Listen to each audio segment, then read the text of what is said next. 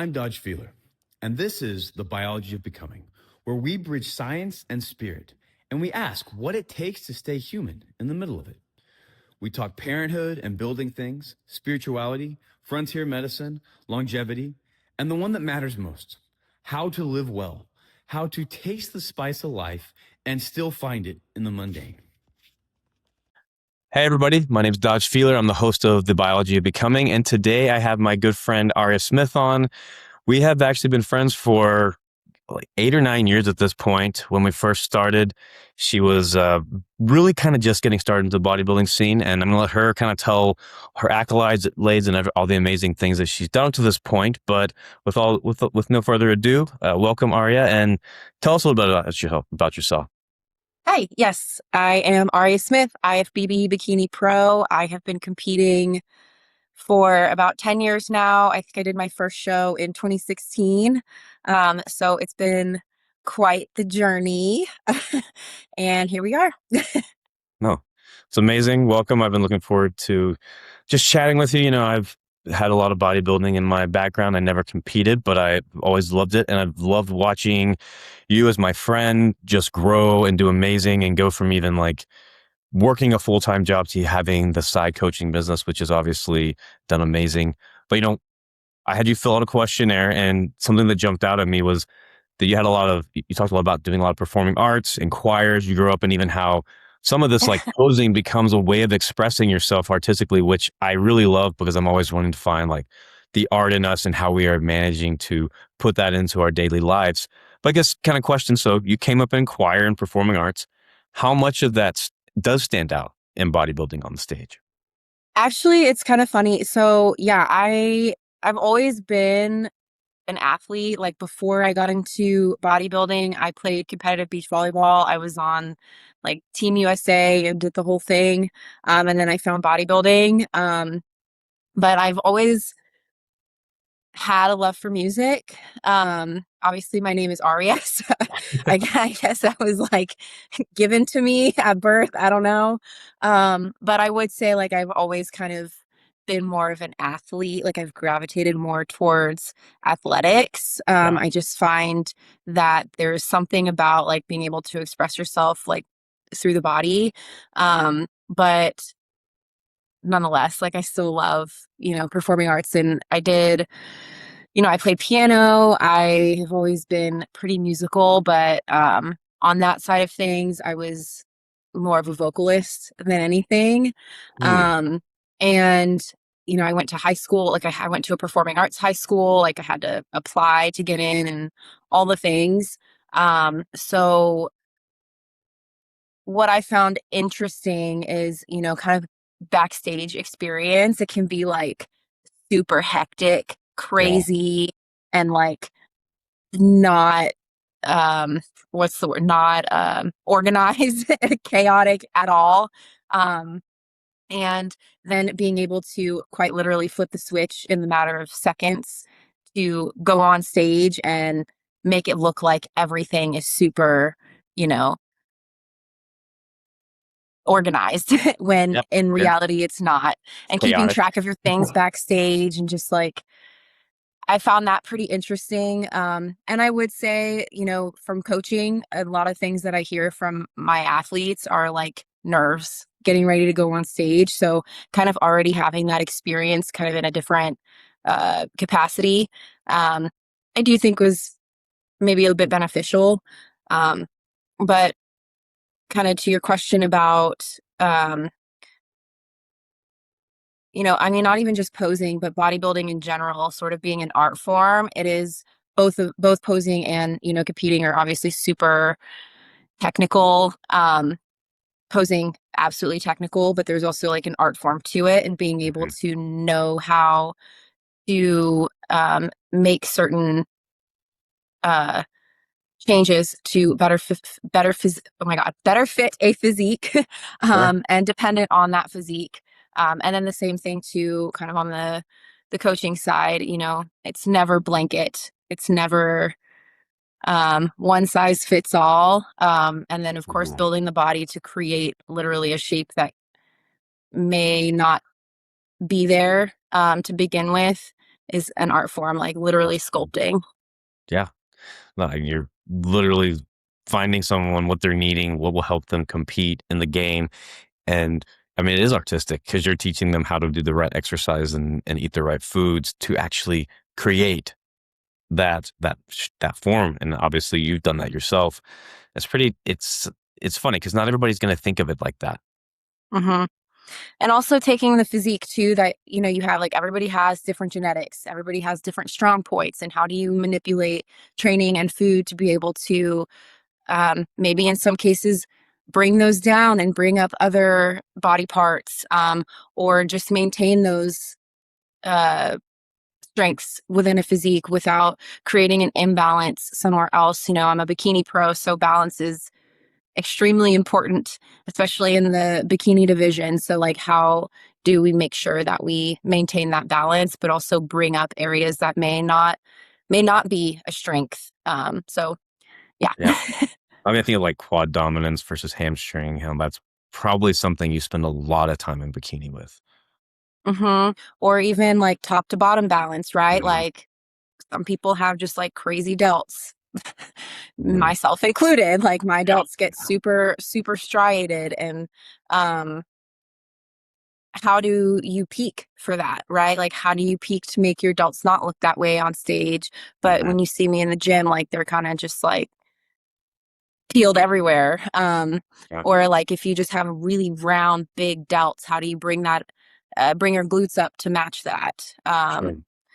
And then, of course, we're not all symmetrical. Most of us Yeah. aren't. So Yeah. from side to side. So it's a lot of art mixed with science. Yeah. Which is phenomenal. That's the best of both worlds, which is kind of getting a little slightly away from bodybuilding, but you talked about being a vocalist and I'm someone Mhm. who I'm actually learning how to sing a little bit older, although I've always loved it.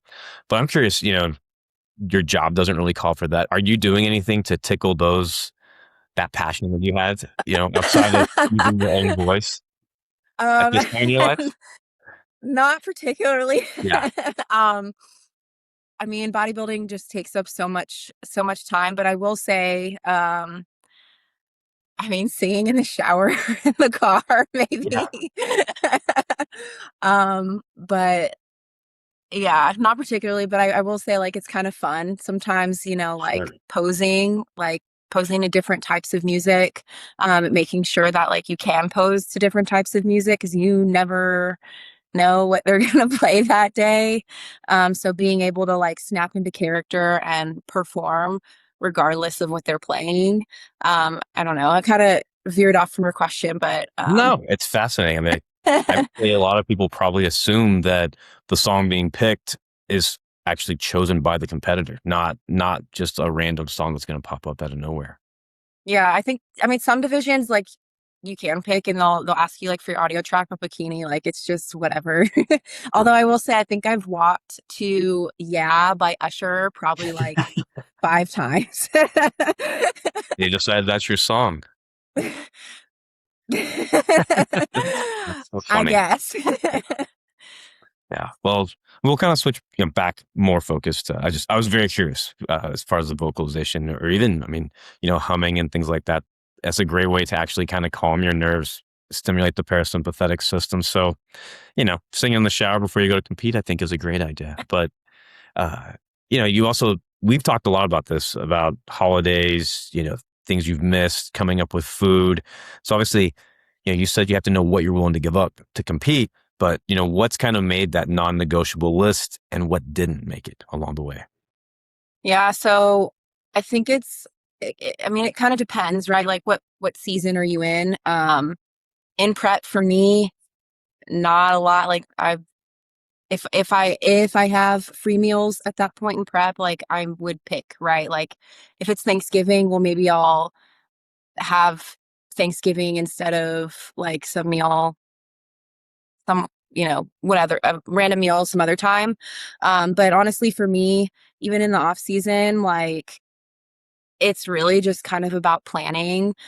For me, the things that matter the most to me are spending time with my husband and my family. So I'm more apt to um, leave space for free meals around those categories, I guess. Usually it's date night with my husband. It's kind of a non-negotiable for me.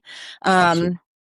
Which obviously often does involve food, but during prep, I think, on the relationship side of things, it's really important to be able to have ways to spend time with each other outside of, drinking and food. So for me, non-negotiables, I mean, I think you just kind of have to know what your priorities are. If you're, you know, like in prep, like there's really nothing that like would sway me at all. And I think the longer that you do it too, the easier it becomes and the less you feel like you're missing out. Yeah. But I mean, that doesn't go without saying, like I have had to, I do cut traveling off at a certain point. So like if there's family events, most of my family's not in the state of Texas where I'm at. So, if there's something going on, like I've missed baby showers, I've missed weddings, because I had to cut things off. And generally, they understand. So I Yeah, think a lot of it comes down to communication.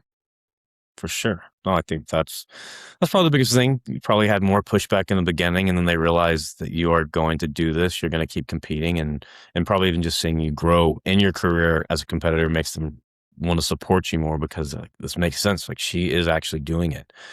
But yeah, you mentioned your husband, which is like a little bit of a different dynamic where you know Mhm. you love doing this, but he's not someone who really wants to compete. I know that he does work out in previous conversations, but it kind of makes a very interesting dynamic for the two of you. But I doubt you're the only one, just because I've had enough friends that they have a partner that's really not interested in it all. But like, what does it kind of take from both of you to actually make this work? Yeah, it's a good question. I mean, I think from the athlete side of things, I think it's kind of obvious, right? Like you're going to be drained at times, you're going to be tired. Um, you may not want to go do stuff. I think luckily for me, my husband and I are super similar in the fact that we like to be home. um, but we also have the same values. And I think a key piece is picking the right person. Now, I'm not saying like go and pick somebody that's like a competitor and like that's like, you know, that's like it. Like that's how you pick your partner. But what I am saying is like picking somebody that is going to support you no matter what. But they're also going to be extremely honest with you. That was Yeah. something that I really wanted when, I was dating like 100 years ago.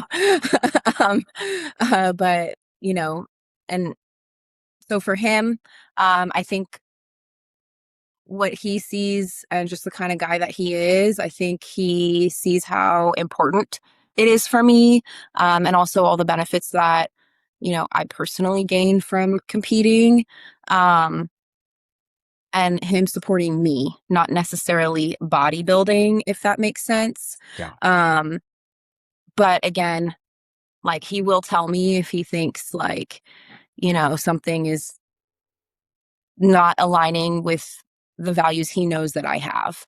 I think that kind of communication is incredibly important. And I will also say, like, he actually is who encouraged me to compete way back in 2016. It's amazing. So I think finding someone that believes in you and kind of believes in um, like your abilities is really important. Um, so I would say it's more about having a supportive partner. But for him, you know, for an athlete, like we kind of know, I think at this point, like what you give up and what it Right. means on that front. But for a partner, I think that it's often missed because he's also sacrificing in ways, like I'll tell you this, like when we got engaged, I was literally in the middle of contest prep. I actually kind of love this story because it's like so bodybuilder. Yeah. Yeah. um, I was in the middle of contest prep and he had like tried to like collude with my coach. I found this out years later, but basically like I bought her a ring, like I want to take her out to dinner. Like what can we do? And my coach was like, well, you're gonna have to like do something within the next 6 weeks. Otherwise, like you can't, you know, because you get to Yeah. a point you can't really. But even then, like I would have known something was up. Hmm. Um, and I had been like shopping for like jewelry, right? Like content, like competition jewelry. Like, do I want to buy a ring? Because if you get a ring, then like it could get stuck in your hair when you do your whatever, like all these things. And I like he just like couldn't handle it anymore. And so he, I was literally prepping chicken at like 10 p.m. and he like thought that he was like, I have something to give you tomorrow. I'm like, well, no, like, how about today? Like, I legitimately thought it was a Fitbit. Um, because he told me that he would buy me a Fitbit because he had just got one. Now, of course, Apple Watch, but Hmm. he told me that when we were like broke in college, you know. So I was like, well, no, like if it's a Fitbit, I know it's a Fitbit. Like I want to wear it to the gym tomorrow, so I want to charge it and like how whatever. He was like, it's not a Fitbit, and I was like, well, you're lying to me. I know it's a Fitbit. Like I want it today so I can wear it to the gym tomorrow. And he was like, he gave me like the biggest side eye I've still ever seen from him to this day. And like went in our bedroom, came out with his hands behind his back, and then like, you know, proposed to me like literally while I was in the middle of cooking chicken. Like, That's so all amazing. that, you know, long story to say that things like that, you know, I mean, from a competitor standpoint, like I sometimes wonder, you know, like, do you feel like I've asked him, like, do you feel like you've missed out because like you couldn't plan this whole like engagement thing? Um, luckily for me, like I said, like we're kind of private people. I don't think either of us would have wanted a public proposal to begin True. with, like even at dinner. Um, and he doesn't feel that way, but you know, I think a lot of people may. So just little things like that, like missing out on like daily life experiences together, that feeling of missing out. I think things like that can absolutely impact a partner. Um, and then of course, like the support that you need as a competitor Hmm. leading all the way up to the show. I think is incredibly important because it can be lonely. Um, so, you know, having someone that can kind of ease that from you rather than contribute to it, I think is important. So take that on both sides. Oh, I mean, it's a great story, and it's even just a great testament. You know, when you're married with someone, I mean, they become your mirror, they become your support system. But often you're going to have passions that are opposite, like have nothing to do with your spouse. So having someone like him who, you know, he it doesn't have any interest in competing, but he's there with you every step of the way. It's really just it's a great lesson for marriage in general, not even just for bodybuilding. So I that's completely agree. um, and then kind of shifting more to back to competing, but you kind of talked a little bit about in our notes, but you know you aren't going to be able to win them all. And how do you take placing that hurts and not let it flatten you? Hmm. I love this question. I think it's all on perspective and like mental fortitude. You know, everyone talks about continuous improvement in terms of like a physique, but I think the mentality side of bodybuilding is even more than what you see on a physique, right? And I mean, there are competitors that maybe don't do this. Like you cannot let a placing absolutely destroy you. I think there's actually more opportunity in a loss than a win. Um, you know, it exposes things that maybe you wouldn't have seen before, or like you can come back and reflect on them um, when things are a little bit quieter after the show.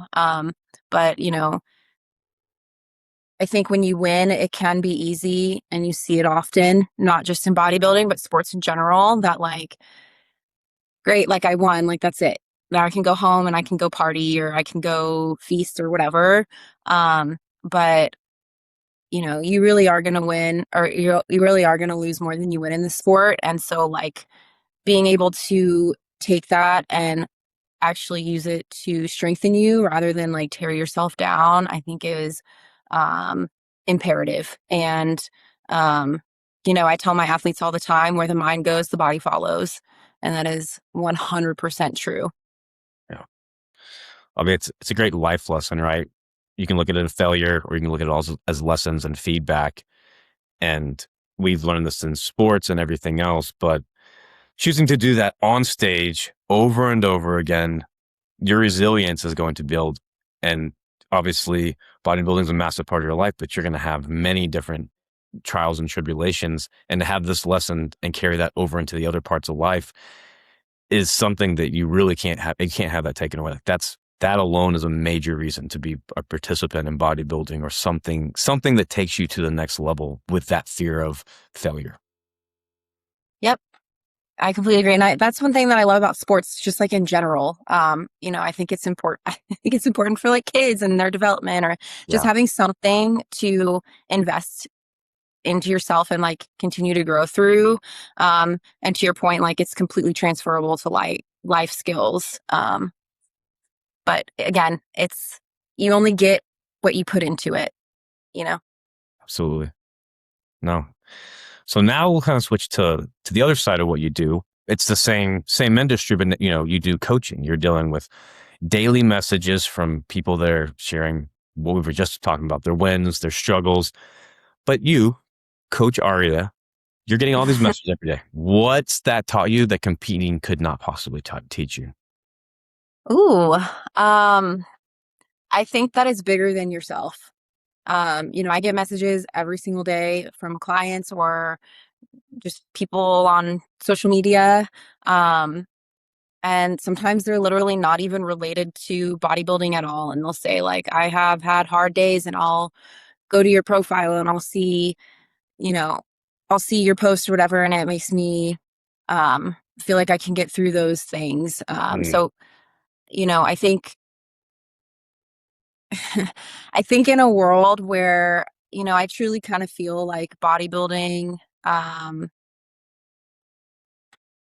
how do I say this? I think a lot of people's reason for competing, or maybe even being on social media in general, completely outside of bodybuilding, is all for like a perception, right?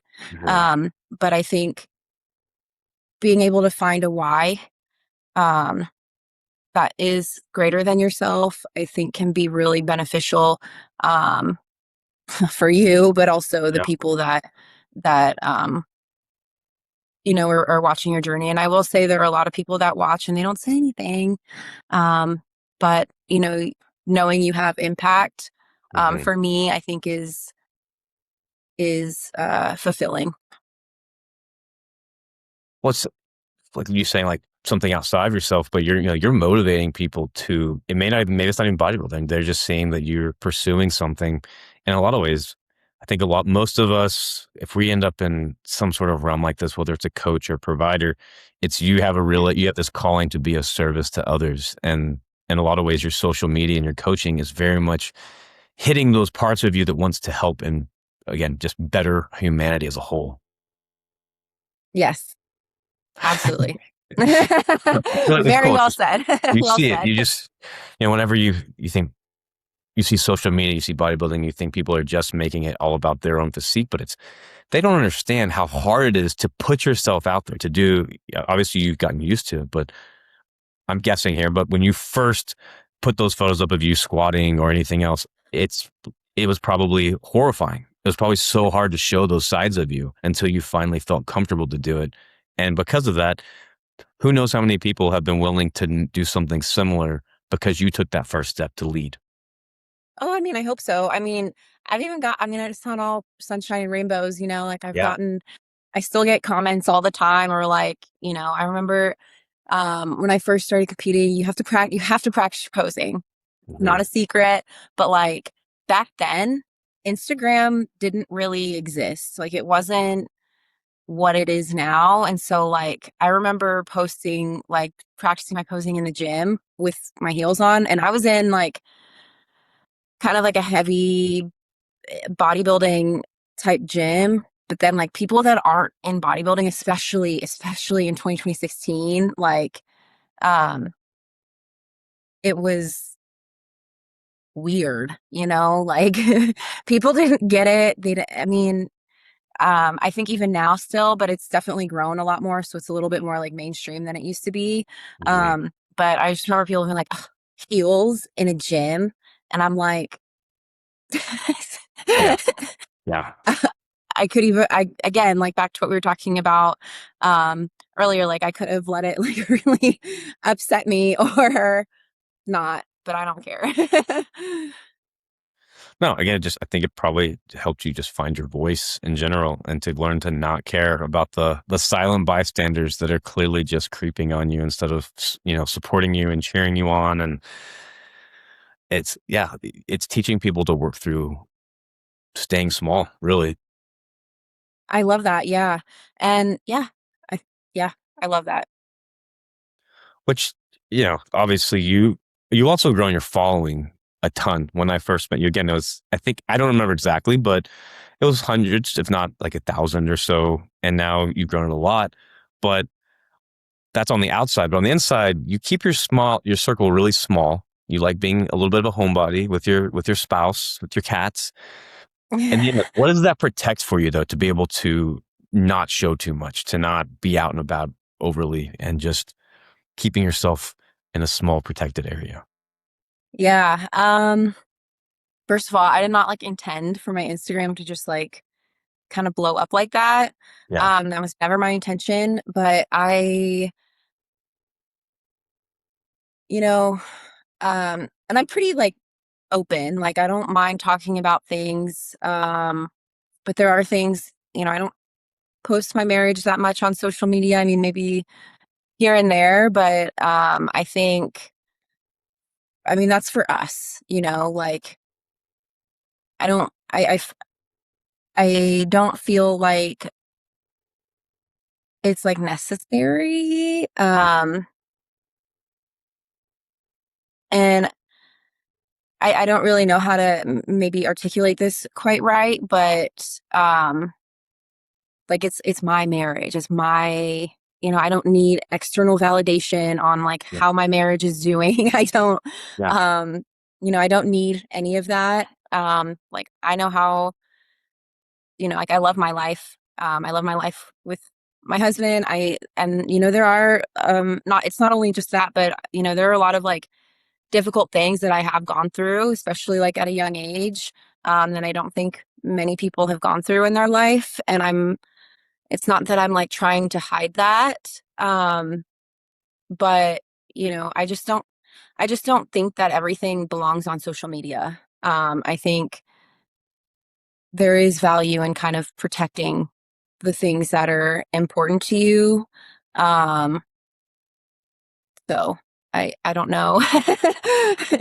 There's no wrong answer with this. I mean, and it makes a lot of sense to protect your relation, like the most important relationship you have, and not having it all over the place for other people to judge and have their say so on it. So I was just a question that I thought was interesting to ask. And I mean, I do think as Yep. you get older, you do learn, like you may have tons and tons of acquaintances, but your circle is automatically going to get smaller because you can only trust so many people, and you're going to get busier, and you need people that you can fully trust to be yourself. And so, again, I don't think there was a wrong answer. I think it was a great answer. Yeah, I know. And also like a small circle too, like I am super picky on who I bring in. Like for me, like loyalty, but honesty Hmm. is super important. I don't, one thing I've learned, especially as my following has gotten bigger, that people will, I'll say, I think discernment is a skill. Um, and, uh,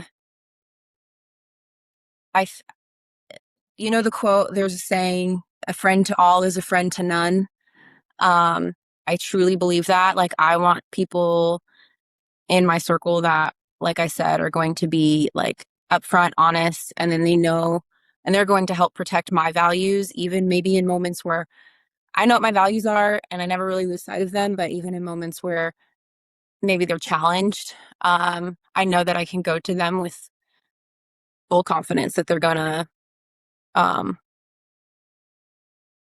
you know, uh, help me maintain that, and they're going to be honest. And I don't need sugarcoating. Like I prefer like blunt Say like, bluntness. So I think that's important. And I've just learned, like I said, as my following has gotten bigger, that discernment is a skill, and sometimes there are people that don't really have your best interest at heart. They have um, their other motive, their own motives and whatnot. So I think it is important to kind of protect your peace. for sure. I can only imagine some of the things that you get in your DMs with offers, like I mean, I wasn't going to go like, guys, I'm more like affiliates or, hey, I've got the perfect thing Yeah. for you, or business opportunities. Just with my small following, I get all kinds of crazy messages, and I've learned to just ignore 95% of them. So Oh, absolutely. Or even like people that like try to disguise themselves as your friend, like sometimes it's not even that they want something right now, it's that they want the association with you for whatever reason. Or, they're kind of building or saving that for maybe when they want something later. yeah, But I think visibility is a blessing and a curse in a way. yeah, absolutely. That makes tons of sense. And then just obviously, I'm hoping we have something to talk about. But kind of like my last major question is, you learned a lot about yourself through building a body, a marriage, and a business, really in your own way at your own pace. After all of it, what do you know is really true for you? I think kind of piggybacking on maybe a little bit off what we just talked about, but I think that there is absolutely success in being able to do things your own way, and do things with integrity. I don't know if everybody feels this way, but I don't know if it's just like the times we live in, but I feel like sometimes that kind of gets lost. So one thing that I have learned is there are actually people that do value that. So being able to operate with integrity in all facets, and making sure, especially on the coaching side, I think it's really important to keep health at top of mind, because sometimes I think we kind of know that just because you look one way on the outside does not equate to health internally. Um, so, being able to, like I talked about with my small circle, that I operate that way with people that bring me into theirs, maintaining their health, no matter what, even sometimes when maybe they are willing to compromise that. And you just have to remind them and remember what you told me and also what's important, because, um, you can, there are a lot of ways, both like physique wise, interpersonally, and like in your relationships, that you can defer things. Mhm. Um, but I think it's important to make these small deposits, so to speak, that are investments in, longevity and in your future and in these other things that are important to you. And again, it's different for everybody, but the way that you act every day is a investment. So it's a little, like I said, deposit, that you may not see right away, but over time they can kind of add up. So, um, again, for me, I think it's, uh, operating with integrity, but also like being able to do that through adversity, Yeah. because it can be easy to want to throw those things out the window when you're going through something challenging, but you have to, remember what's important to you, and remember that there's not just one way to do things. Yeah, there's lots of ways to do it, but it's whenever you're building a business or building a body, and I would even say when I was building a body, like there were times I probably did things I look back and like that was really stupid. But like you said, you're making a deposit for your future, and you like building a business, you want to make sure that that's something that you can continue. If you build it too fast and suddenly you're so bombarded with messages, you're not going to be able to take care of all of your coaching clients. Or, years down the road, you're paying for your body because of the way you built it, instead of being, you got some of the bodybuilders you see like they're having heart attacks in their early 40s. But then you also see some of them who 70s and 80s, like they still look great. So it's interesting how those decisions do impact your tomorrow. Yeah, so you cannot be short-sighted. Mm. I think you have to think long term, to your point. So Yeah. Well, I don't have a lot more. Is there anything that's going on with you right now that you would like to talk about? I don't know.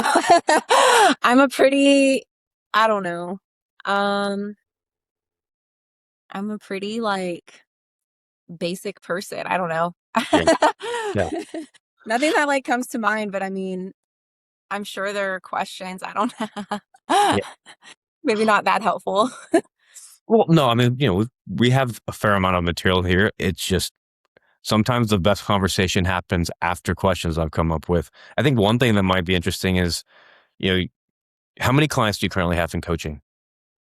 Oh, like posing or like just overall? I guess overall.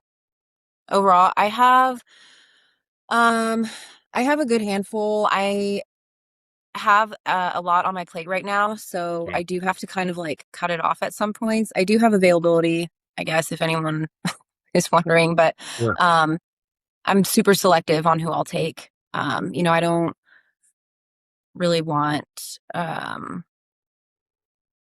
don't want people that I'm gonna have to like drag along, Yeah. if that makes sense. So when But I do have a good sorry, I interrupted you, but like when you do a discovery call, they're interviewing you to see if they want to work with you, but you're also interviewing them to see if you're willing to take them on. yes, and also is it a good fit?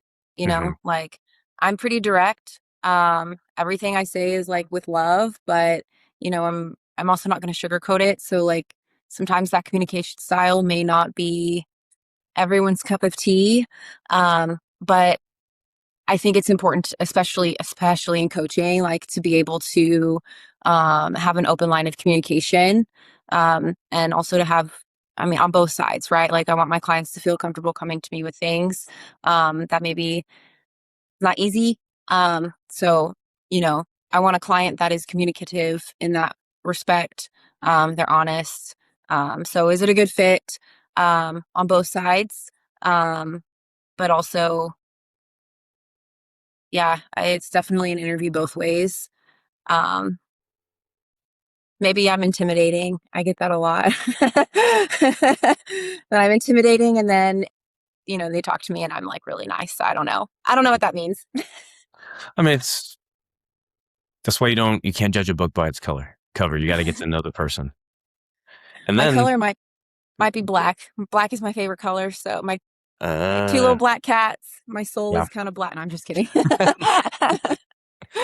Well, the funny thing is too that they're scared of you when they first meet you, but then next thing you know, a lot of time I'm going to guess you become some of their therapists as they're going through all that. Because obviously, you start building body, like all the body dysmorphia is going to come up. Obviously, health issues are going to come up. You're dealing with women's cycles. It becomes you're way more than just coaching someone on their physique. Oh yeah, 100%. It's definitely, I mean, it's all encompassing, right? Like I actually find fitness to be um almost like a catalyst to other areas of your life. So you start putting the effort in to your physique and your health. Um and it's not easy, but the adversity and the ability to overcome adversity in that regard often translates into other areas of life. I mean, you have to be organized Yeah. in some respects. Like you could still be, like a free spirit or whatever, but you know, you have to be able to manage things in your everyday life, and I find it often bleeds over.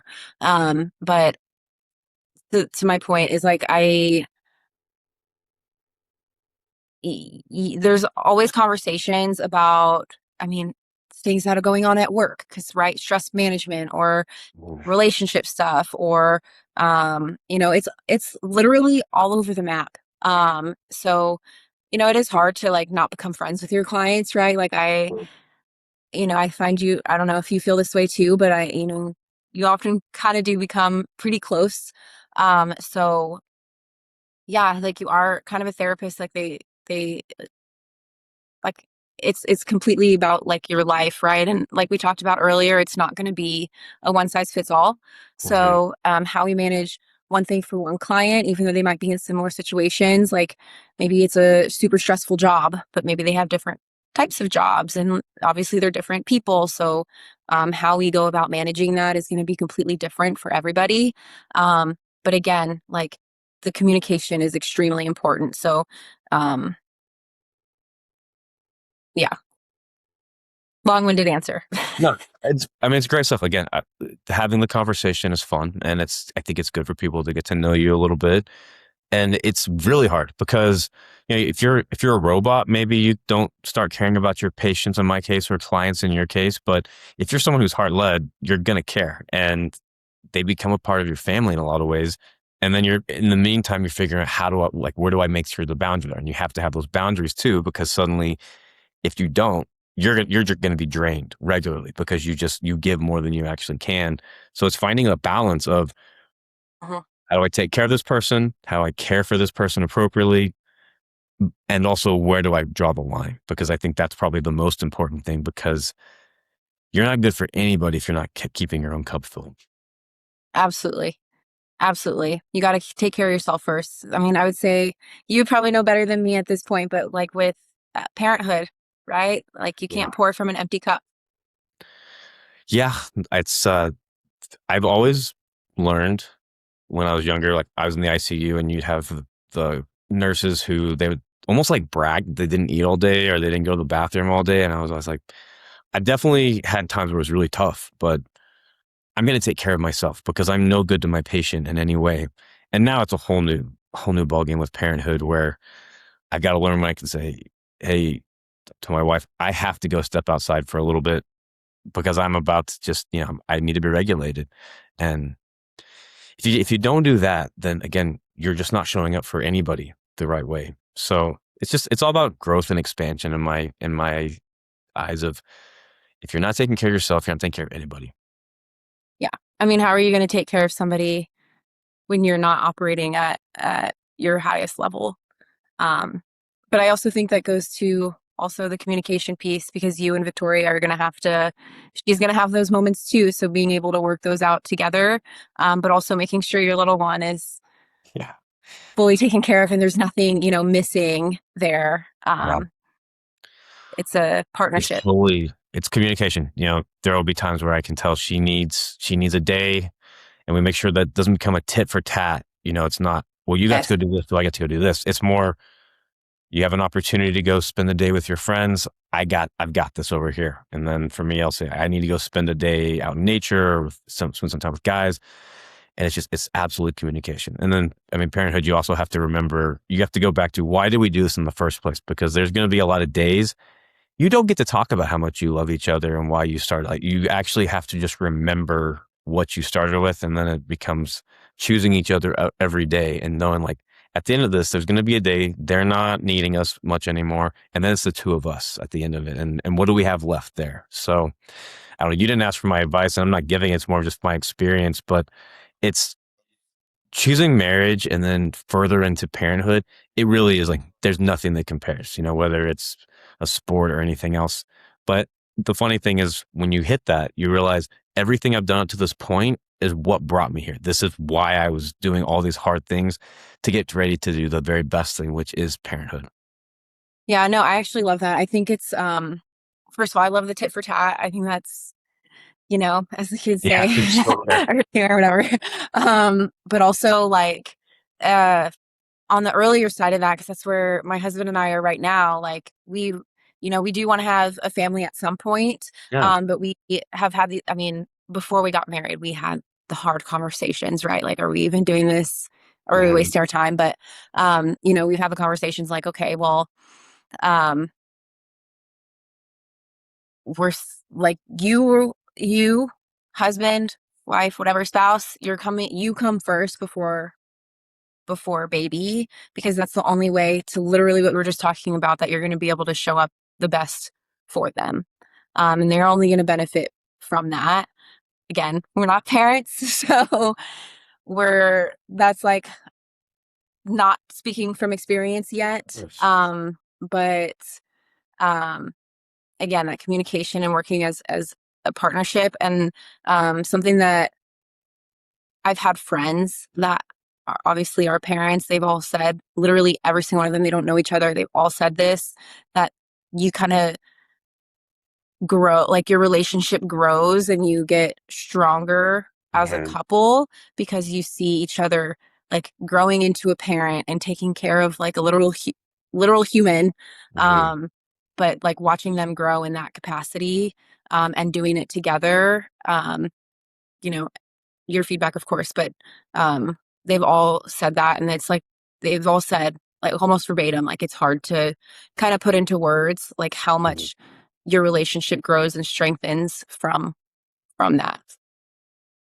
Yeah, no, it's very true. You kind of witness a death of an old version that you love so much, and then you learn to love this new version that's you get to see. Like in my case, I'm watching a mom like make major sacrifices to take care of my child, but then it was also just witnessing birth. We did not go into we did a midwife, and so I was very much a part of teaching her how to I was doing the breath work with her. I was managing all those things, and then to actually witness someone go through that and have a baby, it it changes everything. It's something that you only get one. I mean, hopefully, you only have one person you do that with ever, and I think it's the way God intended for it to be, for us to bond and learn and grow. And I'm laughing a little bit because I did this too. I didn't think I wanted children for a long time, but I was listening to all the podcasts and everything about how to raise a healthy baby. But, you know, when you guys decide to, you and I've had many conversations about what's going to be a healthy child. So it's kind of funny because now I'm here and there will be a day that y'all are ready for it too. And you guys are going to be very ready for it. Do you find that I mean, like being able to advocate for each other, even we talked about communication, how important it Mhm. is, but I feel like there's probably a way that you just like understand each other almost on a deeper level. So being able to advocate for each other, even in moments where maybe you can't advocate for yourself. I mean, easiest example to me comes to mind comes to childbirth, right? Like Mhm. she's kind of busy. Can you advocate for her without her having to tell you quite literally exactly, you know? Yeah. I mean, I think an example there was during the birth, the plan was for me to catch the baby. I got to do that as an ICU, as a nurse, like in school. And so, Mhm. of course, I wanted to catch my own baby, and that was the plan.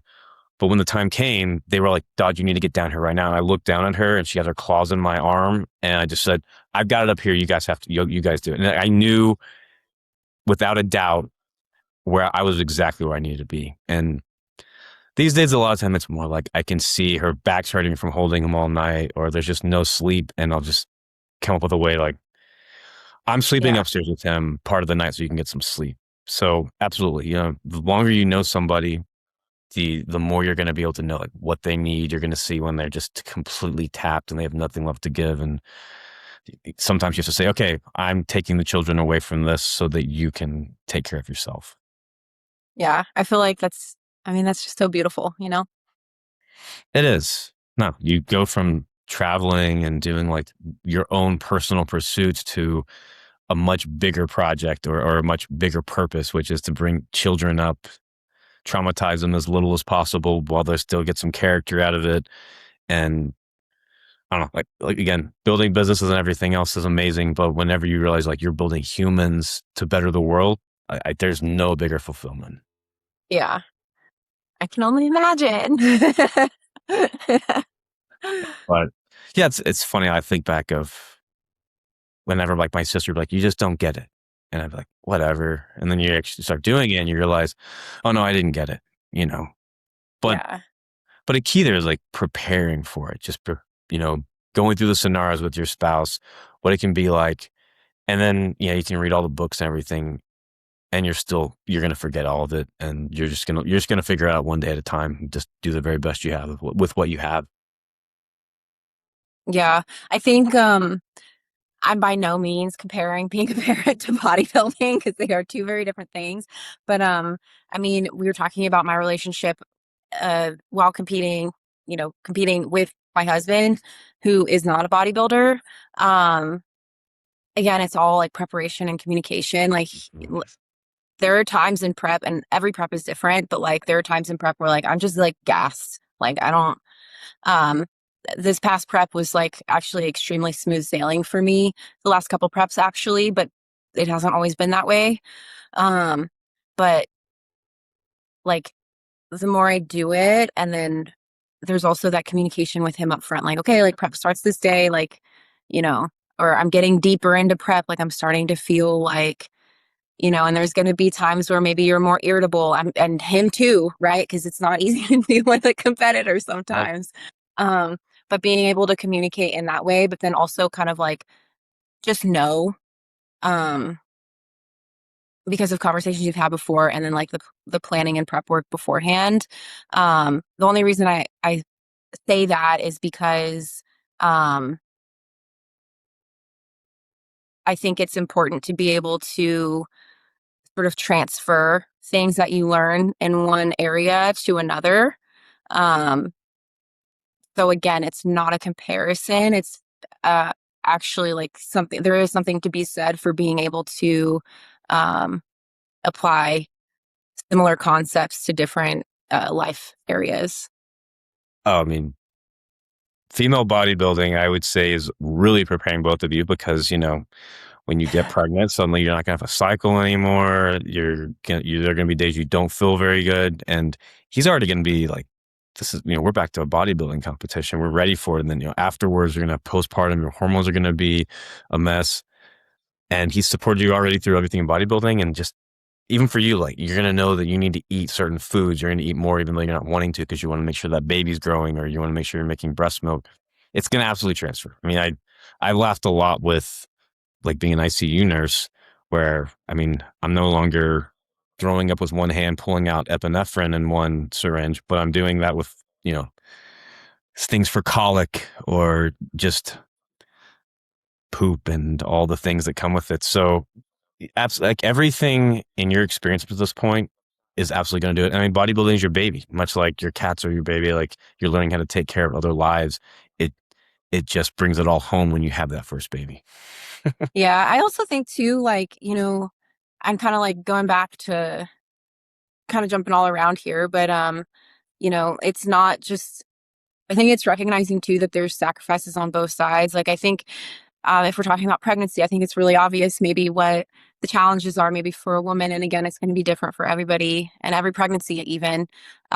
But I also think for men too. So like um the pressures are different. Um and I would say the same for like a competitor and a partner to a competitor. No, absolutely. Again, it's funny because women bodybuilding is different than men because you have a cycle. With this, the obvious person who is going through the most in this is the female, but it's often not talked about like, what the guy's going through. And if you bring it up, there are certain groups of humans that are going to just destroy the man for being like, this was hard. And Yeah. there's truth to it, but I mean, postpartum, when when the hormones crash and you're spiraling, he's going to have to hold that space for you. It doesn't mean like you're the one going through it, but he's been holding space for you through bodybuilding. Now he's going to be holding space for you that. And obviously, like intimacy changes a lot in postpartum with a baby. And he's going to just know, okay, she's competing right now. Later on, when things improve, I know Aria. I know like what we're going to come back to once recovery is finished. So it's beautiful. It'll be amazing. Yeah, I think it's I don't know. I think parenthood is probably one of the most important jobs out there. Yeah, for If sure. not the. Yeah, I agree. I mean, again, these are who are going to run the country in a number of years. And so that's been a lot of time these days, like, what are we going to have left for them? Which, you start being more interested in conserving, not using everything. And, I think there's a reason why, even just if you're going to be in a certain place in the government, you need to be a certain age where you have been a parent for a certain amount of time. But it also doesn't take away what's happening when you're still not with children. It's preparing for it. Does that stress you out at all? Like, Hmm. uh, yeah, like it's a lot of pressure. How do you handle Yeah. pressure? I mean, it's spending a lot of time in prayer and going outside and just doing the things because, you see where we're giving away some of the national forest and, you see what's happening. And even like you read about how the water quality just keeps kind of getting lower. It's like, what's going to be left at the end of it? But that's when you just have to trust. It's not a reason to not have children because you can find a million reasons why. There's a war going on. There's Mhm. almost always going to be some sort of recession is going to come every few years or ever. Otherwise, I think, but a lot of people are choosing not to have children now. Yeah. Um, yeah, absolutely. I think I think our fertility rates are like the lowest that Yeah. they've been. Um, but I also think, I'll tie it back to fitness and whatnot. But one of the common things that I see, just like and I hear from my clients, it's like in regards to stress management, because you know how important that Hmm. um, is stressing over things that you cannot control. Hmm. Um, so like most of the time my advice is, well, okay, well, let's focus on what we can control in this situation. Like what can we control right now? And Hmm. let's focus on that, because whatever is going to be. But like, you know, are there things that we can do to minimize the things that you're worried about from happening? Or if not, does it matter? Hmm. So like focusing, I think, on what you can control, and like focusing on your house first. I mean, you and I have gotten into some pretty wild theories in our conversations, and you think about the powers that be, and you can focus on like they're out to get us, they're doing these things on purpose. But if you're not even getting any steps in, you're not spending any time outside, you're not choosing to eat whole foods, like you're not controlling your controllables, so you can't be surprised when you're already feeling bad. It's not usually anything outside of you. It's what are you doing internally to take care of it, which that's learning processes to manage things like breath work is one of my favorites. I'd spend, meditation, trusting a higher power, I mean, because Yeah. it is like you take care of what you can and the rest you have to surrender. It Yeah. is a matter of surrender, or you can spend every night spiraling that the world's about to end because there's a million reasons why you think it could be. Yeah. And that's one thing like that I've learned as I've gotten older, is like being able to trust myself. Hmm. And actually I think that's like where confidence comes from in general, is like, are you able to trust yourself? And like with my husband, James, like we're kind of like, okay, well, no matter what happens, like I know, I know we've got each other. Like we'll Hmm. figure it the fuck out, you know? Yeah, for sure. um, For like sure. we quite literally say that to each other. Anytime one of us is kind of feeling stressful, we're going to figure it the fuck out. Like we could do Mhm. this. And then sometimes going through the options are actually kind of helpful. I'm super, like logistical, like logical in how I think about things. And I need to like think through things like that. And contingencies, like for me, that's helpful for me. Um, he's a little more like type B. Yeah. And actually it's kind of a nice balance. But like, are you able to figure it the fuck out? So like, um, again, like we're kind of talking about transferring these things across different aspects of life. But control your controllables, and then like just trust and have confidence that you're going to be able to figure it out. Um, I think it's been like a beautiful theme that we've created out of this because I think probably the second part of a conversation may have actually been better than the first part, although it's all been amazing. But I agree. it's learning, whatever you're doing in life, finding a broader perspective. You spend so much time just nose to the grindstone, but most of the things you're doing currently, they are going to translate to something much bigger as life goes on. And we've seriously managed every conversation. We've found how it actually connects throughout life. Yeah. I mean, I think it's like I said earlier, like I think it's important to be able to um I mean, that's why I think sports are important, or music is important. Mhm. Whatever it is for you, like we'll go back to music, like type of music. Like Yeah. I I like my screamy music. And some people like, I mean, I definitely know that not everybody likes that, but fun fact, apparently there's studies that actually show that that helps like reduce stress when you're like Get a little raging. anger out. Yeah.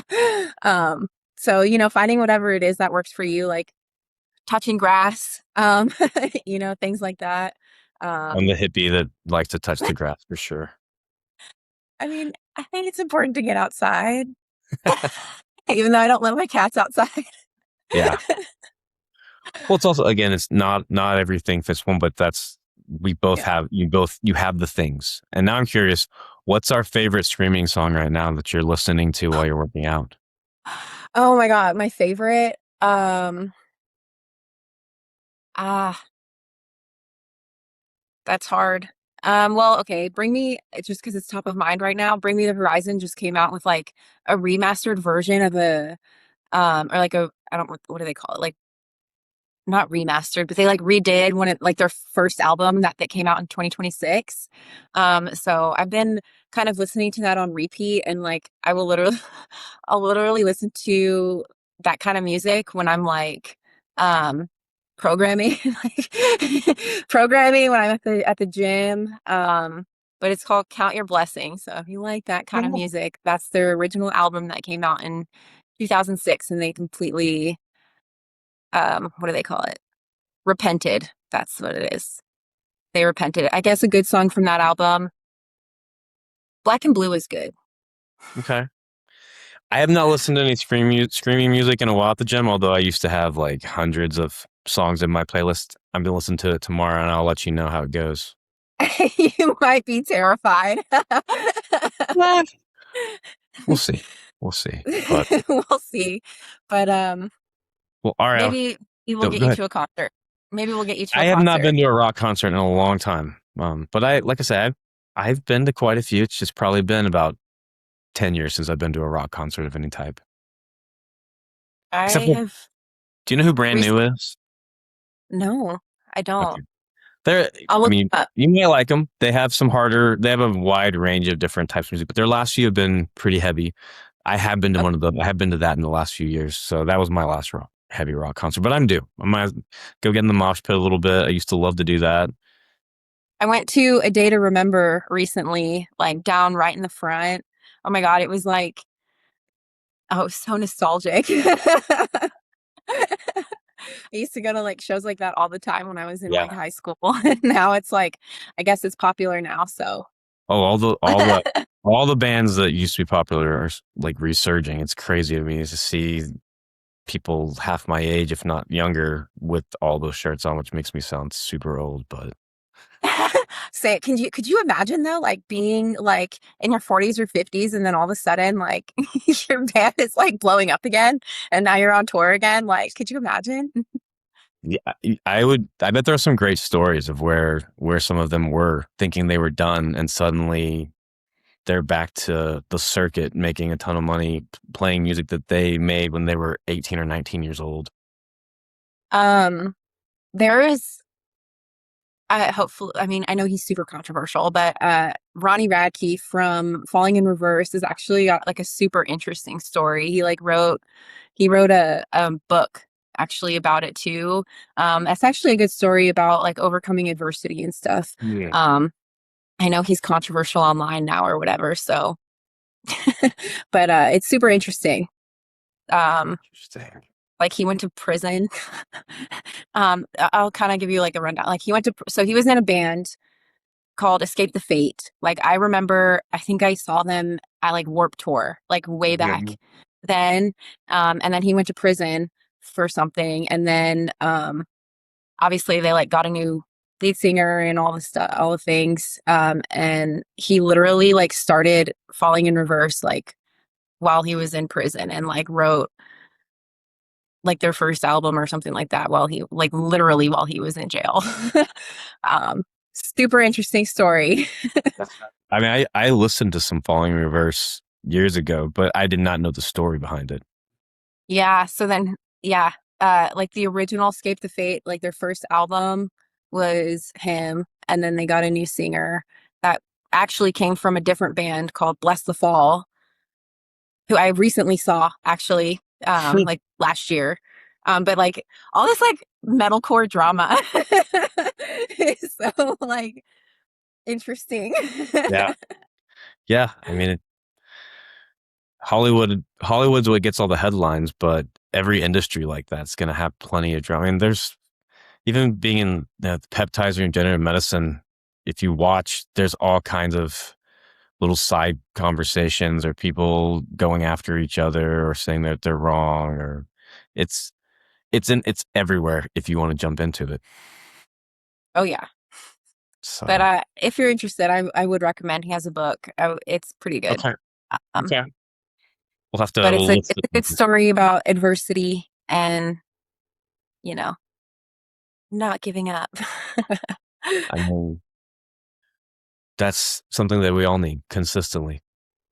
So, Absolutely. and we're all gonna have. I mean, having someone who went to prison, the lessons that probably came with that are definitely some lessons you want to learn, and then skip those lessons in your life. I think I'm good. Same. I know adversities will come, but I don't need to try that one out. But hey, we all learn different, you know? For sure. For sure. But well, Ari, it's been amazing having you on. Again, I love where the conversation went. I wasn't sure where, but you and I've never had issues finding things to talk about, and we probably could keep going. But what is the best way for everyone to find you? If they want to reach out about coaching or just follow you on your journey? Yeah, absolutely. You can reach out to me on Instagram. My handle is Aria Smith _IFBB Pro. You can just shoot me a DM and I'd love to chat. Awesome. All right. Well, thank you, and I appreciate you. And that's another episode of The Biology of Becoming.